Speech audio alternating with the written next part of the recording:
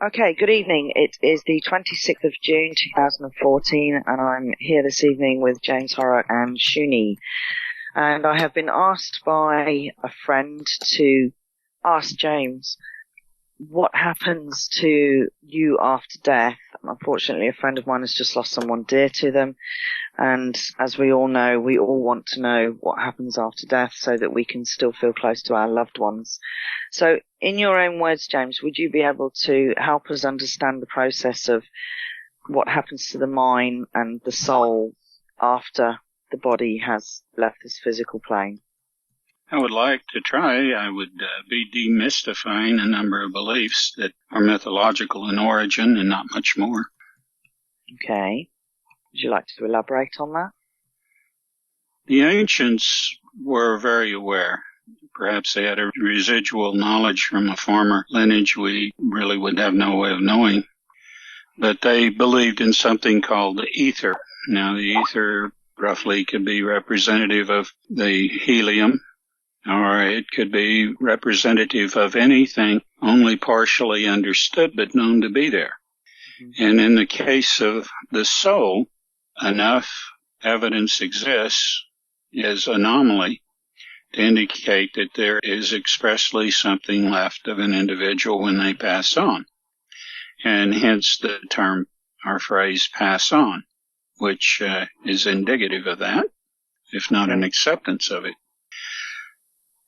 When a person passes on, the mind, which is not represented by the brain, but by functions that begin in the brain, but are basically nothing more than very similar to what goes on in a hard drive in a computer. It's the field that's created and generated by that hard drive where all the data assimilation and the processing comes and goes. That energy that is capable of doing that in a magnetic field is similar to that of the soul, which becomes expressed with another stage in its growth upon death, when this mind and soul integrate and become spirit. A lot of people use the term soul and spirit interchangeably, and they're not. The further back you go, the more expressly precise concepts of these understandings are, which should indicate that a lot has been lost. A lot of not just precision, but overall understanding of the phenomena that is now more anomalous than it was 2,000 years ago. The travel of the spirit requires energy. And as this spirit that has manifested from the combining of the mind and soul begins to seek a place, it uses energy, and it will, over a period of time, become cold. And this will attract it to stars or suns. When it goes into a sun for warmth and to rejuvenate its energy, it may be in proximity to EMVs. Eventually it will be. And it will feel the pull, the emotional pull of the language of the EMVs through coming from the chambers inside where spirits reside, where they, as a whole, entertain the knowledge of the universe and share experience. And this is a wonderful thing, and there's nothing better. We have a hard time understanding that, I think, because of the way that we hold the carnal pleasures. Some people, though, know that by divorcing themselves from carnal pleasures, they're capable of an understanding beyond those carnal pleasures, of a focus beyond those carnal pleasures, and of actually knowing feelings of much higher caliber, because the material values mean relatively nothing. So once this spirit is attracted to the EMVs and goes inside, and it will be drawn into a chamber. I'm not sure how that selection is made, because there are 25 or 30 chambers in an EMV. They'll be drawn inside and probably never leave. That's their choice, though. I've had people jump to the conclusion when I've mentioned this before that they were entombed, incarcerated, imprisoned, and that isn't true. There is no finer existence than this existence. Some have attached it as spiritual technology, but it's more. Spiritual technology is unique to a culture that has found a way to exist as individuals, exist their consciousness and collective awareness at a level beyond the physical. For that reason, they want to survive death, want to survive mortality, and still have the memories and the cultural history that they prize. Because, sooner or later they know something. They're informed something about, like I am doing now, they're informed something about what happens to the spirit.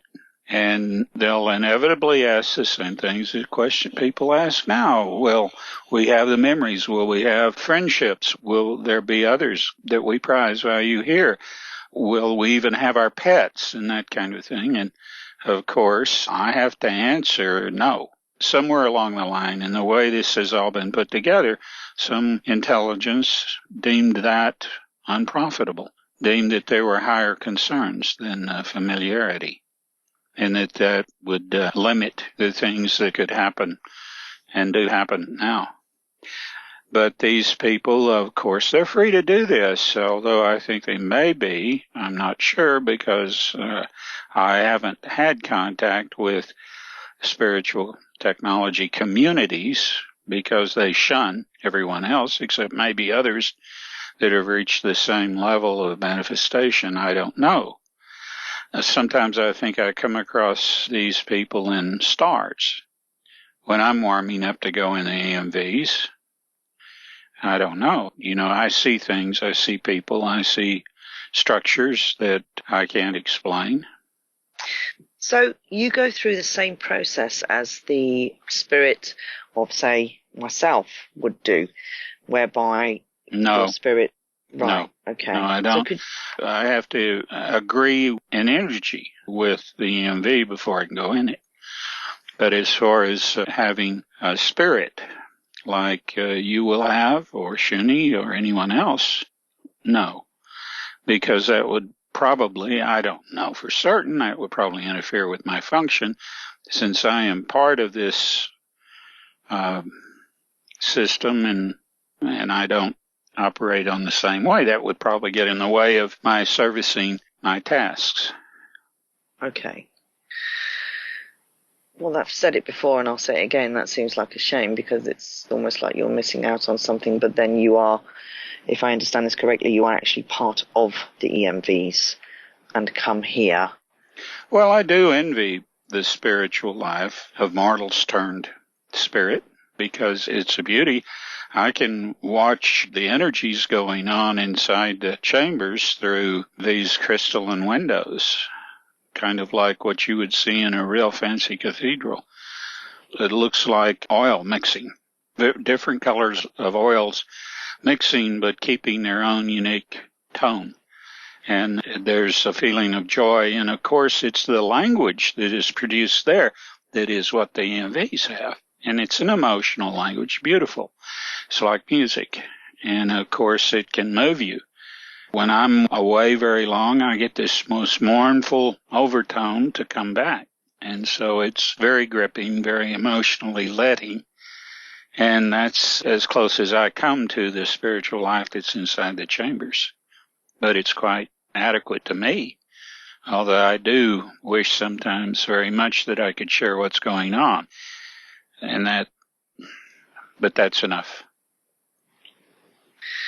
So, thank you for that, by the way. So, each individual person on this planet has a mind which is connected to a source, if you want to call it, of all knowledge, and a soul while we are here. Would you equate the soul to the battery that keeps, almost like the battery life of the body that keeps us alive? And when we die, when someone passes on, that's a much nicer word, passes on, the soul and the mind combine to become spirit. Do we just have one chance at this? Because our lives here can vary. Some are taken very young. Some live quite long lives. Are we able to come back? Do we always feel that pull towards the EMVs? Do we always enter into a star? But then do we come back and have another chance? Could you try and explain that to us? I know you've said before about a soul life has a certain number. Could you elaborate on that, please?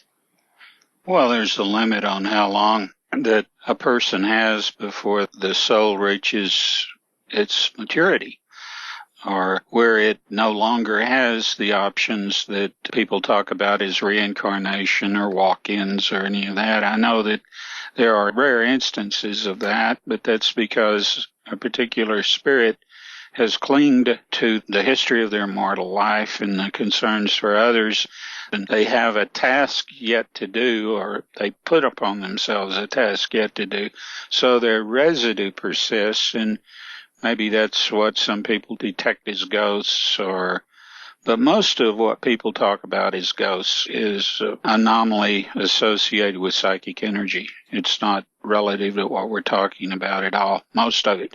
In rare instances, there are people that do prolong their travel, that's what I would call it, to, I think, satisfy some hope for some outcome for mortals that they're concerned about. Do they impose any will or affect anything? I'm not sure of that. I know that I used a window one time to do something like that in a very subtle way. In this instance, in this lineage, I did. But it was an indulgence that perhaps I shouldn't have done even. And I think that I do know that there are spirits that come out of the chambers occasionally, very rarely. They pass through, and where they go or what they're off to do, I don't know. If there is a way of somehow through a series of things remanifesting in a physical plane as a mortal, that's a possibility. But the instances that I know of are so rare as to be relatively unimportant, unmentionable, because we're discussing what people may overall expect, because very, very few of these exceptions actually occur. And, probably anybody that's listening to us will never even come close to experiencing anything like it, because if this sort of thing is working best, it's working to free a person of these afterthoughts so that they can go on very quickly into a state of being that is the most wonderful thing they can have. The knowledge is unlimited. The experiences are unlimited. The beauty of a relationship with others is unlimited, and there can be nothing finer than that. The fact that it's not dependent on energy, it's not dependent on material things, but then again, it still contributes to all those things. And so that's the finest existence there is, most giving, most loving, more extended, non-ending. That sounds absolutely beautiful. Would you say that we hold a memory up to a certain point of those that we have left behind once we have passed over? Not in a failed experiment, you don't. Because failed experiments are never fully manifested. So why burden the spirit with that sadness, that failure? So individually okay, I'll just give you an example. My father died 10 years ago. Would he hold any memory of me as his child, my mother as his wife, and my brother? No. No. Okay. So is it much more a more encompassing knowledge that they then gain? Well, it's not that they gain, but they're given. Gain suggests it is personal experience that was taken to share with others. There's a point where none of that matters. After you've been in a chamber any length of time whatsoever, everything has its own timelessness. And in terms of the eternal, time is irrelevant.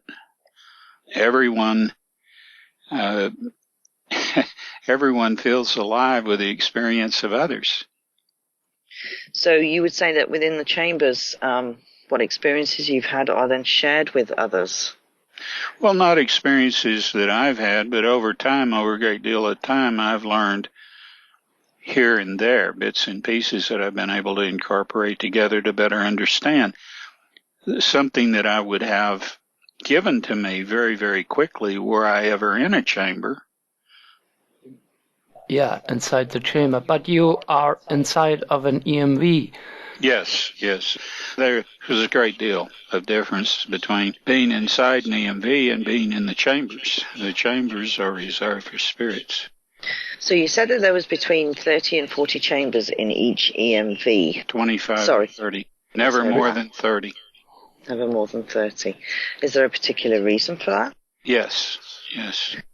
Is it something that you would be able to explain to us in a way that we would be able to understand? Let's just say it's the beauty of geometrics. Ah, okay. Which I have to admit is completely lost on me.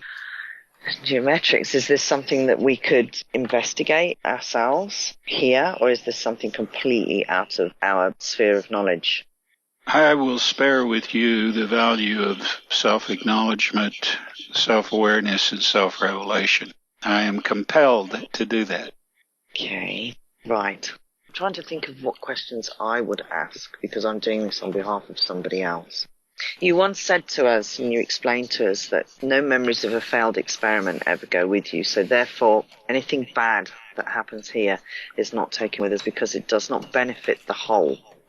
Well, it's more than that. Nothing, no memory of a failed experiment. And all those that are in a failed experiment are going to be passed on to the spirit. Now, in the travel of the spirit before reaching an EMV, there can be some clinging. And that's where I think true ghost phenomena occurs. It's kind of like an uncontrolled energy itself, kind of like the psychic energy which is performed by a poltergeist. Poltergeist isn't a ghost. Poltergeist is pure psychic energy, usually emitted from a young girl that is just beginning puberty. And in her particular instance, she can focus unknowingly. Focus a great deal of psychic energy into the physical world. Sorry, there was just a huge crash in the kitchen. Get back to where we were. It was a poltergeist. Yeah, probably. You've got a young girl. Are you keeping track of her? I am, but I suspect it may well have been one of my cats. Oh, okay. Although had none of the cats been in the house, I would have wondered, to be fair. This is interesting because I've actually had what I would class as experience with ghosts, and I know quite a few other people have, and the experiences I had, understandably, were quite scary at the time, because and the only reason they were scary is because I didn't understand what was happening. So when the spirit is traveling before it gets cold and it goes into a sun, because time here works in a completely different way, because we don't understand the concept of time, it would be a pointless question asking you how long is it before the spirit gets too cold, runs out of energy, and then decides to find a sun. It varies slightly, but generally about 60 days. Okay, so in those 60 days, the spirit is free to travel anywhere. Well, you have to understand it can travel very fast. It can go from one star to the next in an instant. Wow. It can also absorb enough energy to destroy a planet. Really? Really. Good Lord. See, our understandings here of energy, I think, are woefully misunderstood, if you want the truth. Oh, really? Yeah, woefully misunderstood. Because when you're talking to me, I can't even begin to visualize what it is that you're saying because I have no knowledge base in order to build upon it. And only in my imagination can I try to picture what it is that you're trying to say. Well, you're doing better than most, Doris. Thank you. But then I'm more open-minded than most. Yeah. So in those 60 days, roughly, as we would count them here on Earth. Well, let's give or take a week or so. Okay. Would a spirit hang around the people that they left? Spirits, the impressions that I get are that spirits are unwilling to give up something about the environment. And I can't tell you much more than that. There are spirits that will, for a short time until it's stopped, pull energy from other living people. And I don't think they intend to or they mean to. I think they may be a mistaken notion of love or affection or something like that. But spirits are perfectible. They're not predatory or do harm to anything or anyone. It's usually the phenomena that they attach to that's doing that. And maybe they are trying to moderate that or save someone from it. So as a general rule, you would say that evil spirits do not exist. Do not exist. And it is mankind that in a way would create the image of or the feeling of an evil spirit. There are psychic energies that mortals can create and that can remain an awfully long time as a residue. It's like what the blue flame I talk about. That's one of such. Blue flame is an anxiety, as an anxiety becomes psychic energy, which is imposed on treasure that has been secreted in that concern, that aggravation, anticipation, that anxiety, that it could be found. When it's secreted, is left as a residue, and there are people that can see that as the blue flame. Mm. And there are legends of this in a number of more primitive cultures, especially mountain cultures like you see in East Europe. Bram Stoker was aware of that when he wrote Dracula. Really? Mm-hmm. Yeah, because he spent a lot of time researching the folklore of that region in particular. And there were children that could see the blue flame, and sometimes they would use these children kind of like farmers who use young hogs to go out and find truffles, to go out and find treasure. Is there anybody here that has that ability now? You mentioned children. I know children have many abilities before the age of 6 when it is imprinted upon them by the parents, by society, that you're not supposed to do that's rubbish, you can't see those things, nobody sees those things. And then obviously they start to forget these abilities maybe. I think it's probably about one child out of 100 that has it up until the age of puberty. Unless they learn what it is, and then maybe it'll persist longer than that. I have it, but only time when I was younger. I had it very clearly at night. I mean, I don't think it can be seen in the daytime. Now, the last time that I saw the blue flame was after I got loaded, totally loaded, and I was coming out of some apartments in Dallas that were right next to an old graveyard. And I was looking at that graveyard and I could see a little blue flame shooting up all over the place, but that was an old graveyard where they probably buried rings and other valuables with the people. So that's my guess anyway. Of course, the graveyard's a perfect place to secrete treasure too. Yeah, it would be. Well, that's very interesting. I wouldn't like anybody to get hold of a child that could actually see this blue flame, because I'm sure they would be used for purposes that weren't good purposes in this world that we live in. Yeah, well, I hesitate to talk about it, but since I'm open to discuss almost anything right now, since our time may be very short. Mm. So speaking of short time, I would presume that we hear the odds are that we are going to be a failed experiment.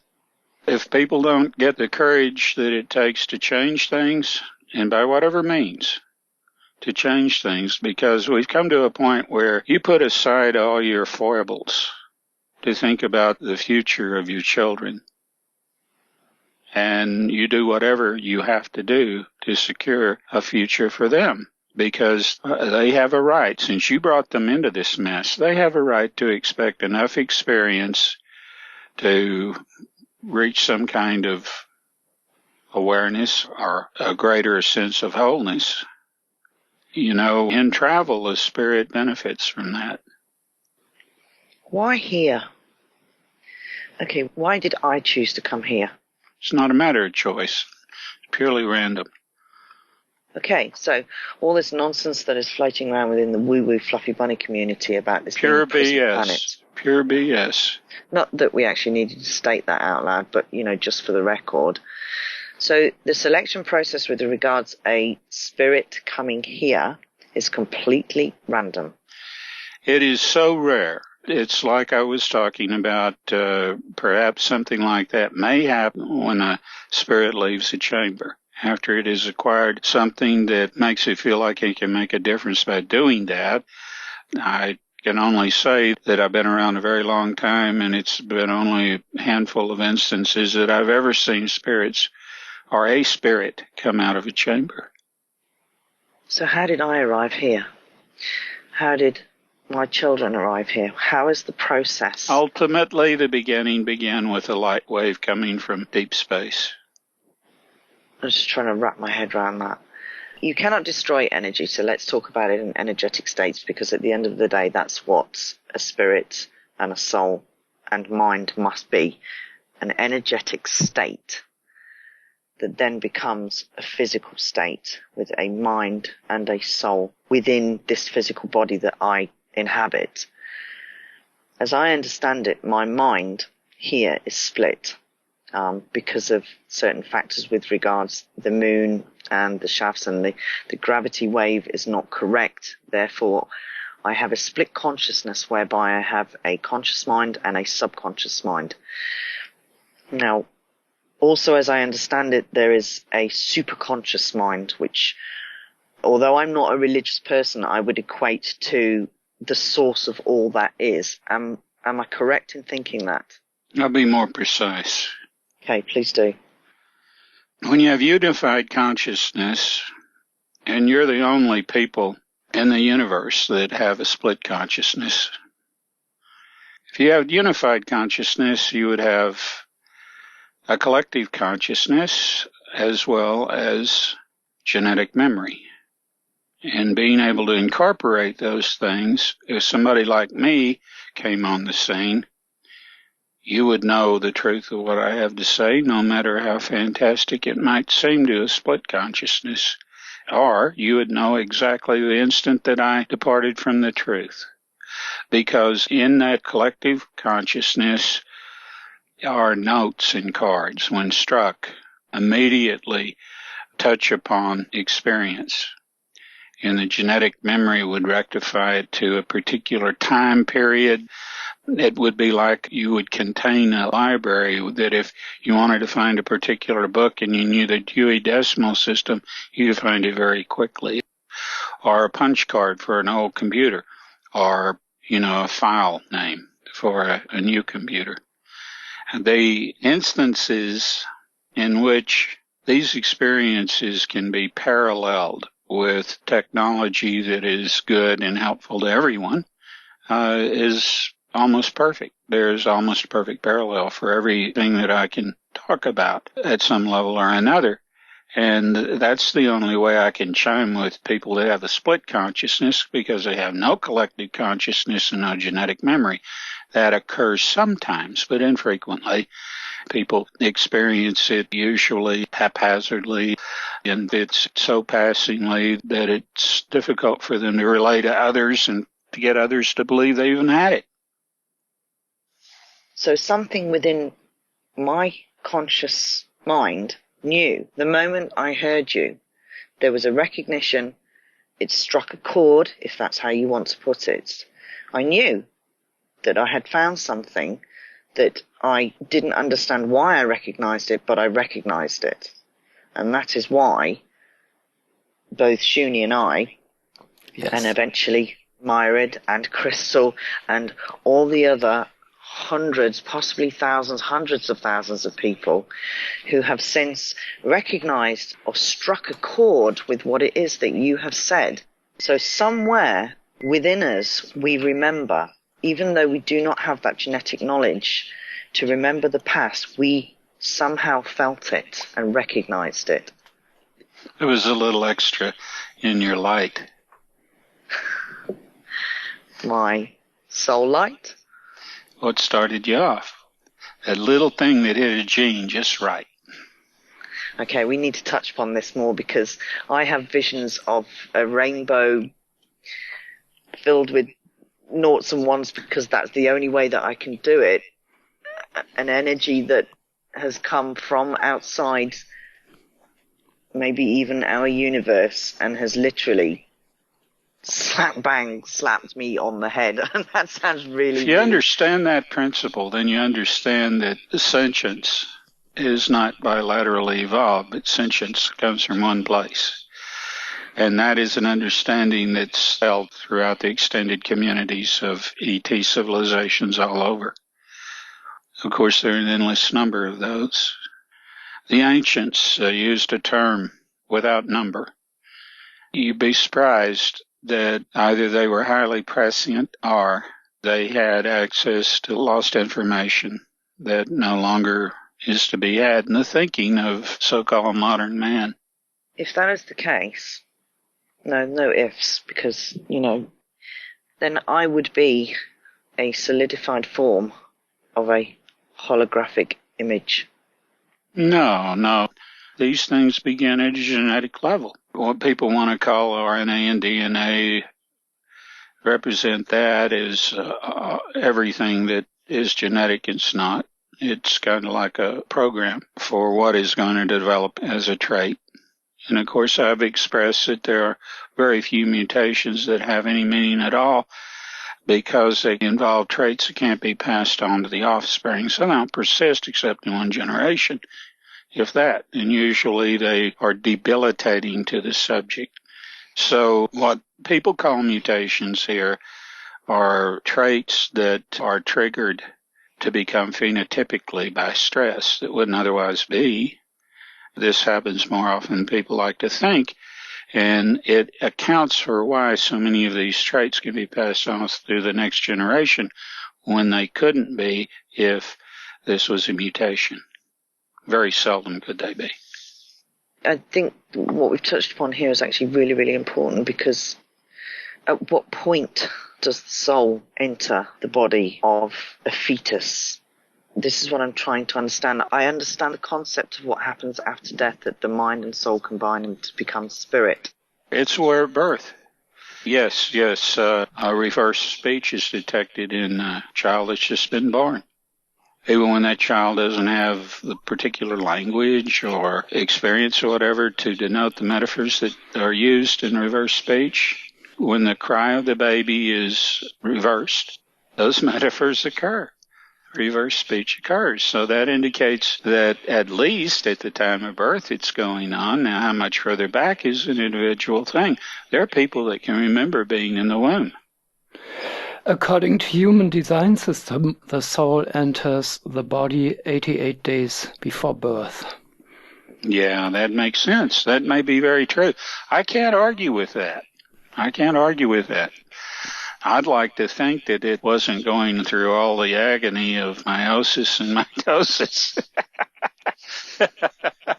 Wouldn't you? Yeah.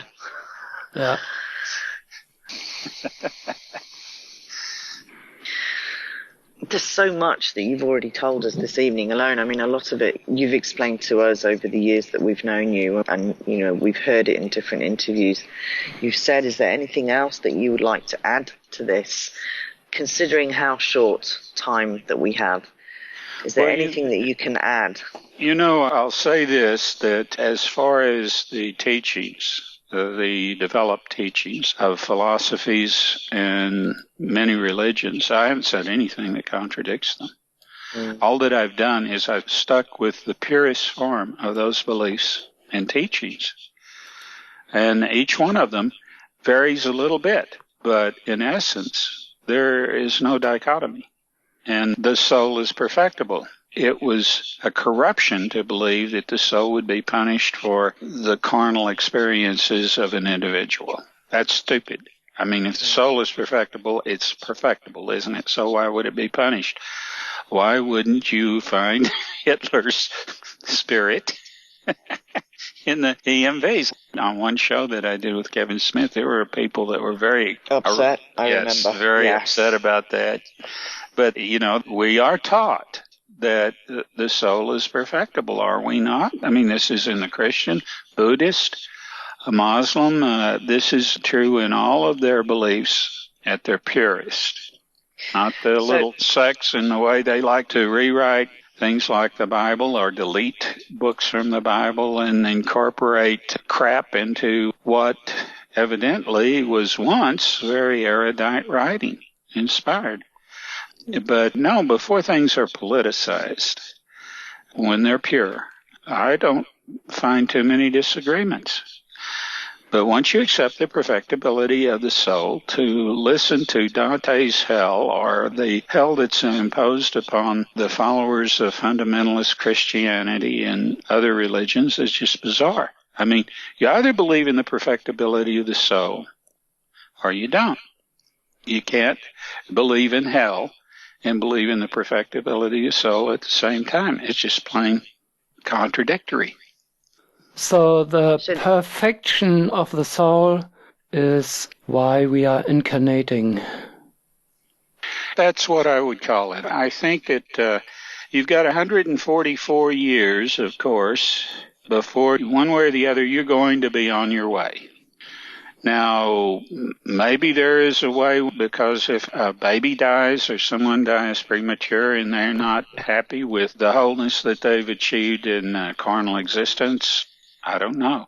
I don't know where that choice begins, or if there is a choice, or where it ends, or if it does end.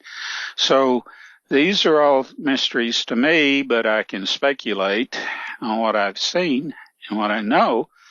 But it would just still be speculation. So I can't say that reincarnation, as is taught here, is real.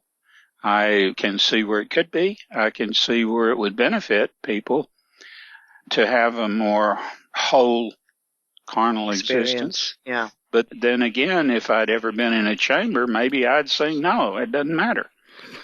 But I haven't, so I can only go by impressions and experiences here and there, that nothing that I can build a determination on, though. So would you say that the soul gains its wholeness by how it lives here? So if you live by a moral core to do right by yourself, to do right by others, and you know the difference between right and wrong, and you live by that set of standards, does it give the soul more of this quality of wholeness when it leaves? So I would think maybe it doesn't feel like it needs to come back in order to increase this wholeness, in order then to share it with others within the chambers in the EMVs. You could rationalize that, of course, and it might be true. But there are people that are as spiritually precocious as they are precocious in being able to pick up languages and scientific principles and mathematics and other things. And so I could say that for whatever reason, it might take people longer to reach a certain plateau where they get this carnal wholeness, or whatever you want to call it. I would suspect that in a society that has continued on the basis of growing out of its technology and growing on beyond where we may not go here on Earth, it doesn't look like we're going to get there, that people retain these experiences and take them with them and enrich the knowledge base that will eventually become owned by the universe through the chambers. Because when you're in a chamber, you're in the wholeness of time, you're in the wholeness of the universe. You described it once to Cameron that we are cells on the mind of God, if you want to call it, and you know how I feel uncomfortable with the word God, because it's not something that I can... Well, I don't make a personality out of God. I'm no closer to God, the face of God, than you are. But I will say this, that I think it's kind of childish to try and apply a personality to God. I think that it's important to understand that the balance that exists, which permits us the longevity that we have to reach wholeness in any form, relative or not, is dependent on design. And all of these things fit together to give us that. and maybe a lot more. So, and if there is design, then therefore there must be a designer. According to Crystal. I can see where Crystal came from with that, because where do those light waves come from in order to create each and every individual here? Where do they come from? Well, all of it isn't complicated if you believe that there are laws that can account for all the anomaly that attach to them. If you believe that, then you won't go around trying to do like they did in the Middle Ages, build all these contraptions that had all of these irregularities to where they could build a model of the solar system with the Earth in the center. And so they had to perambulate all of the moons and all this and had come up with the most contorted looking thing you ever saw. But they actually did build brass models of these things. And if you ever find one, the old ones are real collectible. But, they're just ridiculous. It all begins with a priori assumption that the Earth is the center, in some cases, not just of the solar system, but of the universe. How bizarre is that? But the same reasoning is behind the thoughts of bilateral evolution. We had people that up until when I was still in junior high that were writing books in which they were trying to explain that all the races had evolved separately on the Earth. And that's BS. That's just stupid. But once you understand that, it shouldn't be too hard to understand to think of sentience developing bilaterally in the universe is stupid too. It's I'll say it again, the knowledge that we have here is backward. It is backward when there is so much more that we could know, and you and I and the people that have listened to the information that you've given to us, we know how much has been hidden from us. Anything that would put it together and give you the independence, the true independence of thought, would give you the ability to have enough faith in your own judgment, your own reason, your own ability to find the answers on your own, that you had to be spoon-fed. You had to go to university. There are so many people that are damaged by the political environment attached to getting a PhD. They're damaged by having to be such butt-kissing politicians. Let's be nice. Let's be nice, because these people don't know. Let's at least give them a chance.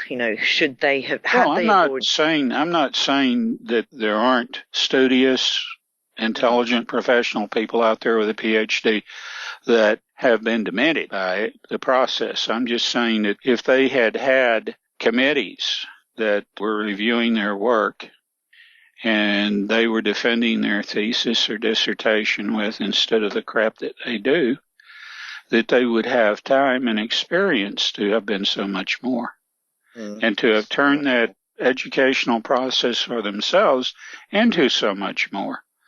And, of course, they're trying to appease people that are on their committee who may use them to do their research, who may use them for whatever reason, but not for their own reason, not for the pursuit of knowledge, not for finding the truth, and for advancing theory and understanding the way it should be done. So in those years that they are in a PhD program or a master's program, they're actually being molded into something less than a scientist or an inquiring professional, being molded into a politician. Indeed. Okay, we kind of drifted off conversation, which is fine because not that's what really. happens. It's all no, related. Not really. No, it is it's all related. If you understand the model of demands that are placed on you here and what it devolves to and how easily corruptible it is, only then will you appreciate something that removes all those evil possibilities from your existence. And then you have what's in the chambers, then you have what becomes spirit, and then you can appreciate it fully and you can look forward to it and have a belief that you don't have to run like a scared rabbit here thinking you're going to lose all that you are standing up for what you believe in against monsters. I don't think we can top that tonight, to be honest, because in the situation that we are actually in, I think you've just hit the nail on the head, James. I hope so. I really, really do. But so few people actually know that. Well, that's my importance. I don't have any other importance, really. It was a very profound piece of information, and it just states it so clearly. I knew you'd get it. It really, really does. It's really what you were asking for, isn't it? It is, yeah. Yeah. I hope that's what the people you're concerned about are asking for. Yeah, I think they probably are. But they haven't lost someone. They've just been at the train station when they got on a car to a wonderful place, and they gave him a bon voyage. Yeah, because I have to say, since I've known you and I understood so much more through asking questions, I look at death a completely different way. And now, even though the pain of losing someone and that loss and that grief that goes with it, to really understand that there is something so unbelievably beautiful to go to compared to where we are now. That person is an energetic form that can never, ever, ever be destroyed, because you cannot destroy energy, and goes on to create something so much more beautiful with what they have learned here, or maybe what they take with them, to then create something even more beautiful elsewhere. Well, we think of energy in different ways, but spiritual energy is best expressed as something so pure that its mere understanding is regenerating. There's one to think of. Yeah. You know, I talk about, and I've said this recently on my Facebook wall, how important approaching anomaly to determine best the information, the understanding that all the secrets have kept from you. That if you work to resolve anomaly, that's the best approach to finding what you can't find out about any other way. Because anomaly, as I've said, always the hint, the clue to the next step up, whether it was in any science or any investigation or any kind of query. But the important thing with respect to spiritual technology is that it is like a prayer. A prayer only becomes truly valid when the person making that prayer has done everything they could possibly do to manifest what they're praying for. And then they pray for the final answer, the final conclusion, the final plateau that their hope, wish, understanding can express, and then resign themselves to the outcome. And this isn't just an alchemical principle or a religious belief, but it is like an open appeal that humbles the conscious mind significantly enough to accept what the subconscious can offer. You know, in the biblical admonition of being one, there is an apprehension that it could be a unity between the subconscious and the conscious mind long enough to have such an agreement, such an accordance. And there's so many words in the English language that indicate that understanding. Accordance is one of them. Please continue, because I just sit back and listen, and I know that others do as well, and they've written to me and said, all we want is for James to talk. We just want to hear what he has to say. Well, I can't do any burlesque. I can't sing and I can't dance. And, you know, but I like to be able to enter into people's thoughts. That's one of the most wonderful things. That's why a poet exists. Trying to find something to reach other people with is the most noble pursuit on the planet. And we have lost the scientists today that would agree to that. They are so, have their noses put to the grindstone of the military-industrial complex so much.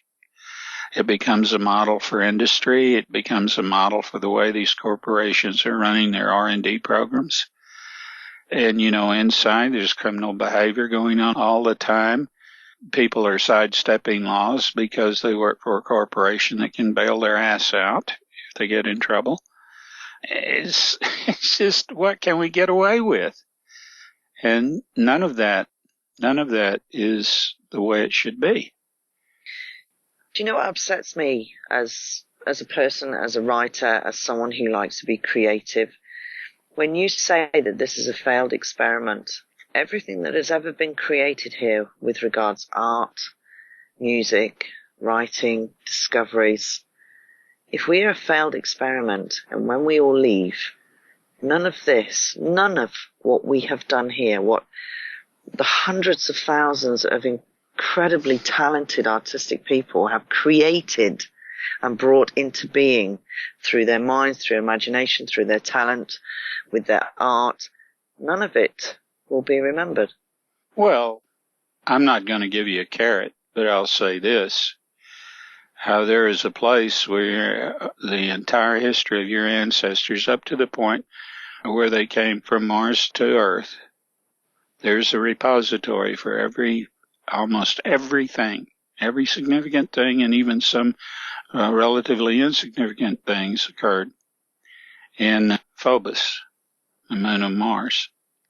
And all of it's there. So, that isn't to say there won't be some record of even this partial manifestation we are in here on Earth today. Earth 2. Of course, these are things that people that you're concerned about in making this tape might not relate to those concerns, but at some point it will, if they progress along the lines I'm laying out. But these people are very open-minded people, as are many people that eventually do find the interviews that we put out on the blog. And they are increasing in number because we watch the numbers even though Google have actually frozen it. And the people that I've specifically asked for this interview tonight, and it's not just one person, it goes out to everybody who's ever lost anybody and wondered where they went and what happens afterwards, because everybody does. It's the biggest mystery that humanity has, what happens after death. So it's not just for them, it's for friends I have who are very, very ill at the moment. And it's for them too. But I think what's more important is when you encompass it all as a whole and you look at our species, mankind as a whole, and as we call it Earth 2, because we are not on the original timeline, because things in the past happened to diverge the timeline. Therefore, we are a partially manifested reality where this experiment is being allowed to play out in order to see if we can actually overcome the monsters, as we call them, because at the end of the day, that's exactly what they are, because they have created this reality by the very acts that they did in the future, in what we class as the future, going back to the past in order to instigate this whole future for themselves, for greed, for everything that goes against what mankind should stand for growth, for development. And it is a disease. This whole timeline is a disease, even though there have been some beautiful things in it.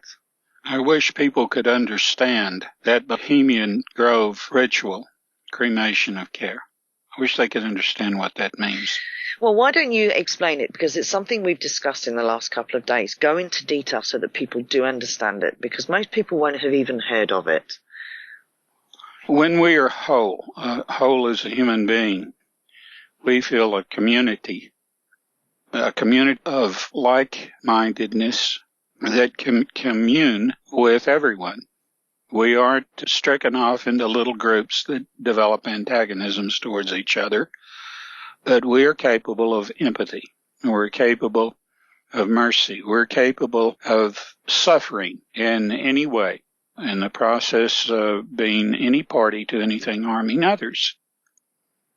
The monsters, the people that run this planet, the people that are political leaders and some military leaders and industrial CEOs, corporations that make money off war, these people observe this ceremony, which is called cremation of care. It's a destruction of empathy, of anything that will in any way inhibit objectifying power and money as the highest aims. And this is done at the expense of compassion, of human decency, of generosity, all of the qualities that will persist beyond the grave. Now, why would we devolve if we had any belief whatsoever in anything finer than this carnal life and carnal experience? Because we don't believe in anything. Only when you reach a point where you have decided that you're the finest example of what the universe can produce, that you have reached the heights or whatever, which these monsters all want to believe more than anything else. So they take and they denigrate anything that sets a standard any finer than themselves. And ultimately, that's Satanism. That's what Satanism is all about. The prince of the earth, the prince of darkness, prince of the end, whatever, the Antichrist, anti. Anything that's got the word anti in front of it, that means devolution, doesn't it? Yeah, because it goes against everything that is good. Well, if you base what you are in terms of an antagonism towards something else, you've lost the game. You have stopped your growth. You stopped your self-identity because it's based on an antagonism towards somebody else. So, that's what Satanism is. I don't think of a fallen angel. I don't think of another god, a sub-god or an anti-god or whatever. I think of an emptiness, a void. Somebody that's going to deny there's anything in the universe finer than themselves. And by God, if there isn't something in the universe finer than Bill Gates, Rupert Murdoch, President Obama, take me now, Oblivion. We could go a long way with that list, to be honest. We could add quite a few more names to that. Name about 5,000 more.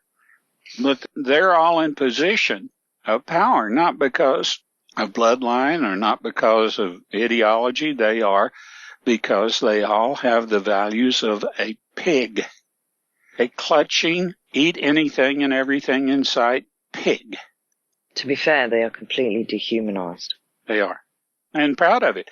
And if they weren't, if that wasn't an objective of that, why would they have that ceremony? Cremation of care. Yeah, says it all. Cremation, literally. The cremation, the destroying of any care whatsoever. It's like you said, these people are in charge of our planet. They're destroying this planet. Agenda. Anybody that gives up their common sense, their human decency, their sense of perspective for an agenda is going to fall into this hole, this void. Even people who have agendas that are worthwhile, or they have causes that are worthwhile. When it becomes agenda-driven, it becomes mindless. It's just an all-engulfing maw of pursuit in spite of everything else. And then that's when the means become justified by the ends, because it doesn't matter about anything else. It doesn't matter about other people, their feelings, their livelihood, or anything. The people that made up NAFTA and GATT, most soulless son of a bitches on the planet. What was in their mind? Going to take all these jobs, all this business, patents, and everything else away from one country without giving anything in return. And where they took them, they enslaved people even worse than they had here. The girls down in Mexico working on an assembly line for 12 hours a day, getting paid $5 a day. No. That's my slavery. God. Yeah, slavery. I just had an idea, a thought came to my head about something that you said once in the past. We know it's bad here. There are people like yourself, like Shuni, Myrid, Crystal, myself, and so many other people. I could name so many people. There are many, many good people there. Believe me, there's so many good people, and it's my privilege and pleasure to know quite a few of them. And not personally, I don't know, but probably 100 people personally that we share values and goals and feelings. But there's so many more that I know about. And whether I disagree with them or whether I agree with them, these are all people that have a moral core. They have concern for their fellow man. They would never fall to being corrupted. And we agree on all the essentials. We agree on values. We're all concerned over Fukushima. We're all concerned over the chemtrails. We're all concerned over GMO food. And we're all concerned over degradation of the environment as a whole. And we know that it can't go on much longer. There is a cutoff. And we know that the leaders that are responsible for the decisions that have led to this mess are out of their minds. And I actually believe that even people who aren't aware of all this, they know deep down inside themselves, they cannot deny that something is very, very wrong. Oh, yes. They might not be able to understand because they do not have the knowledge base to build upon, because let's face it, we are all portrayed by these very people that are doing this as conspiracy theorists, as nutcases, because God forbid that everybody should actually listen to what we're saying and take an interest in what it is that we're saying. Well, you don't need to go out on a limb and start sprouting woo-woo fluffy bunny nonsense. The evidence is there in front of you each and every single day, with the finances, with the weather, with HARP technology, with the chemtrails, the problems with Fukushima, the increases in cancer.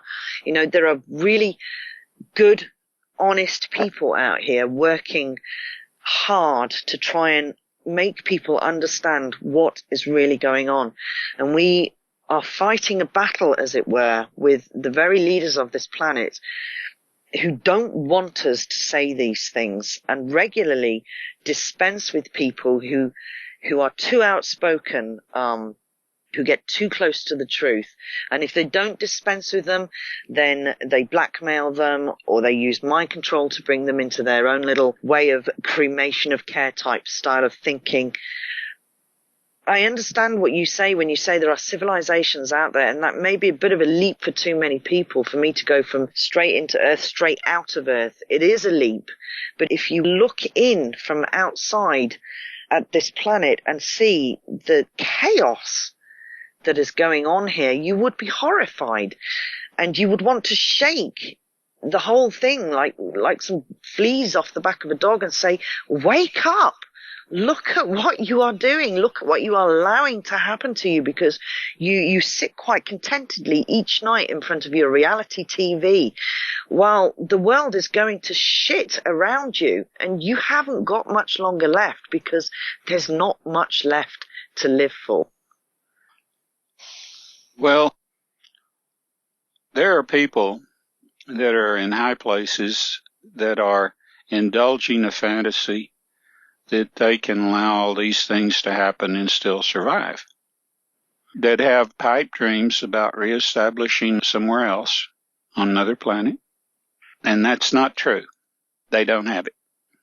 Even if they had the technology, because they were participated in this failed experiment. Failed experiments end. Partial manifestation is very real. Ironically, but nobody's going to survive a partial manifestation experiment that has failed. Nobody. You'll survive as a spirit. You have no memory of this. It'll be like nothing ever happened on Earth. Could you just go into more detail with regards to partial manifestation? Because a couple of years ago I didn't understand it, but I do understand it now. Can you say it in a way whereby people can try and understand it?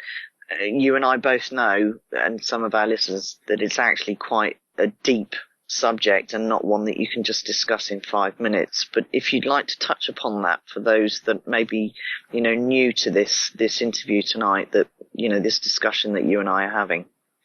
Any time that the technology reaches a point where they can interfere with the continuum, and does so, they don't change the continuum. What they do is they create a new timeline. It's partially manifested because the continuum must be protected at all costs. There are many reasons for that. And what will happen is that this becomes this partial manifestation that is this timeline, is made a partial manifestation as a quarantine, and it's watched because it's got to earn its right to be ever fully manifested. And if it doesn't, well, I think that maybe Stephen King had a predilection of this type of thing when he wrote The Langoliers. And if anyone is interested in knowing what that is, see the movie or read the book, because that's the only explanation for the theme that is in that book at all. That a timeline that is destroyed, it was an extended timeline or an alternate timeline, because people were stupid enough to interfere with the continuum. And then it was allowed long enough to see if it could produce something new to the universe, something worthwhile. And if it didn't, then it is dissolved. But these spirits that come and go in it, they are not.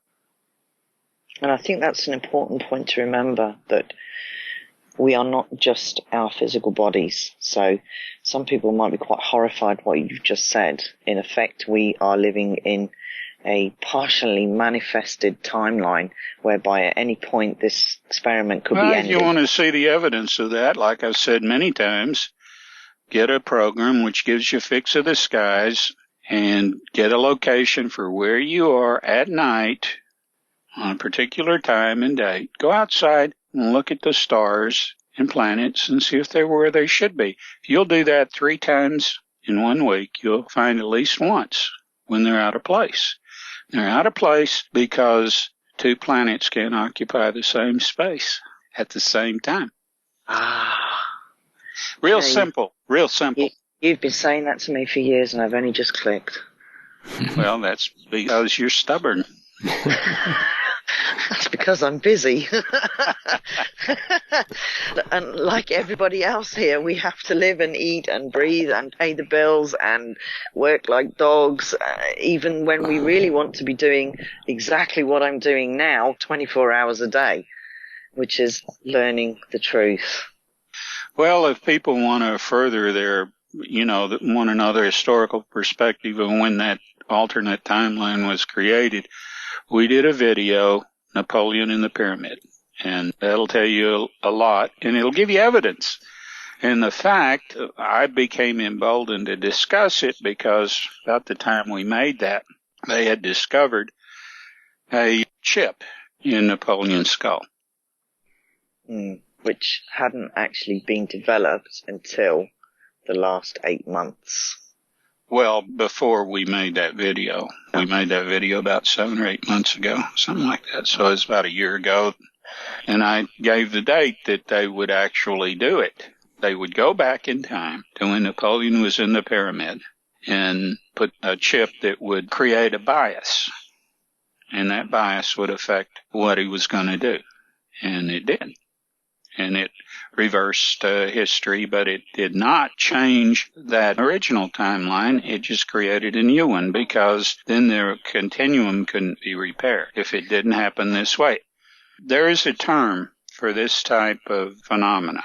And, as this becomes more and more discussed in the public domain, that term will emerge. I won't mention what it is because it may be a little different than what I might say, and I don't want to affect. I'm always interested in seeing what's going to operate on its own without any interference from me. But I'm a lot more active in this lineage than I have been in others because it's going to be the last lineage. And I'd like to think that you were given every chance you could. And that is specifically why you chose to come to this timeline, because it was a partial manifestation. Well, even more than that, it has become a partial manifestation, but I've been around way longer than that in this lineage and in others. What has complicated the issue in this lineage, of course, has been the EMVs. Yeah. And now this tampering of the continuum, creating an alternative timeline. Of course, I enjoy the variations. I've been observing this sort of thing and trying to make sense of it for a long time, and anything new makes things more interesting to me. But I feel for the children, I feel for the people and the friendships and the people whose work I respect, the intelligent concern. There are many people that are well worth, that have earned the right to a heritage that they won't have if things don't work out. And our most immediate issue with regards to that, and we have to touch upon it just very, very briefly tonight, is Fukushima. Because our colleagues, Myrad and Kevin Blanche and yourself, have worked extremely, extremely hard to make the public aware of the dangers that we are in. And, they're not minimal dangers. Well, it's been Kevin Blanche's life work. Yeah. And there are so many really self-sacrificing anti-nuke people in the movement. There's Lauren Ray, there's Christina Consola, Andrew Absu, who makes just incredible movies. All of these are wonderful people who have devoted almost the whole of their industry and resources to making a difference. And of course they are making a difference, but will it be enough? I don't know. All I can say is that I'm looking to, as things happen for the worst, I'm looking at this giant we call the American public waking up, and the same thing elsewhere. You know, I'm an American. I love my country. I know something about the people of my country, and although they're disappointing in many ways, when they're awakened, when they have a cause, they're very brave and courageous people. And they will step up to the plate if there's enough time to have a plate to step up to. I think we all will, James, if you want the truth. Not just the American public. I mean, you are the focus on the planet at the moment, because those that have eyes to see and actually do spend time looking at what's really going on are pretty much looking in a goldfish bowl within a goldfish bowl. And America is the second goldfish bowl, because the trigger will be over there. It may just be that. In fact, whereas the monsters have pretty well had their way everywhere else, America, the people have kept their guns in spite of all kinds of maneuvers, false flags, irregularities, treasonous acts at all levels of the government. They've remained stayed in that. I can remember when people around the world thought we were cowboys and made jokes about our guns and so forth. They're not doing that now. And we're the only reason that a lot of these people are not in chains or dead. So that's an irony that hope gets to these people, because it's time for us all to realize one thing. If we can show that we will stand together, the more we do that and the sooner we do that, the less bloodshed will be caused in the resolution. Resolution or revolution? Same thing. Same thing. Yeah. I think we've gone full circle. There's nothing important today that we can discuss. It's not going to end up at the same place. Exactly. Really. And it always will do. Well, that's what it's come to today. That's what it's come to. I hate to see anything that goes into any discussion, documentary work, or whatever today with Fukushima and with what else is going on in the world, with this mindless New World Order that seems to want World War III. I hate to see anything that does not take into consideration and bring up these subjects, because if you've got enough people's attention to make it worthwhile, and that can be 2 or 3 people, then you need to say, hey, look, the bus is coming and you're in the way. Yeah. Okay, I think we'll wrap that up. I just want to say a thing at the end just to direct people towards the blog, which is emvsinfo.blogspot.com. And we have numerous interviews on the blog, audio interviews, written articles that give an awful amount of information with regards what is happening on the planet at the moment, and answers to questions which many of you will probably already have asked yourselves at some point before. So James can also be contacted on Facebook. He's very welcoming. He tends to answer questions if you ask them. And please come visit us. If you have any questions, put them on the blog post. And if you have any questions for James, by all means, go and find him on Facebook. Oh, and one last thing. To the people who asked me to do this interview tonight, I hope that you gain some peace from what James has said with regards what happens when someone passes over. It's never easy, but to know that the spirit of your loved one does go somewhere better surely must be some kind of comfort. And my love goes out to you both. And on that note, I will say good night. And thanks for listening. Okie dokie. Thank you very much, James. Yeah, thank you. All right. Good night, my friends. I'll speak soon. Good night, both James. of you.